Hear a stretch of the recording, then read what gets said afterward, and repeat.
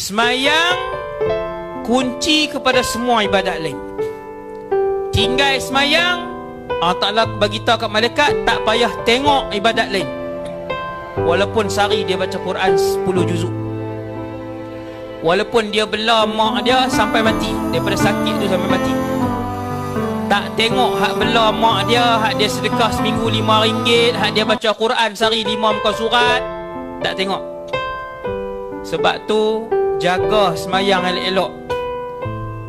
Tuan-tuan, saya pesan kat tuan-tuan yang main ni, kita mak, kita ayah, walaupun anak tu umur 36 dah, kita tahu dia tak semayang, bagi tahu kat dia, suruh dia semayang. Dia, ustaz weh, kalau saya beritahu sehari 100 kali pun dia takkan semayang, ustaz, bagi tahu kat dia walaupun dia tak semayang sampai akhir hayat dia. Sebab Tuhan tak tanya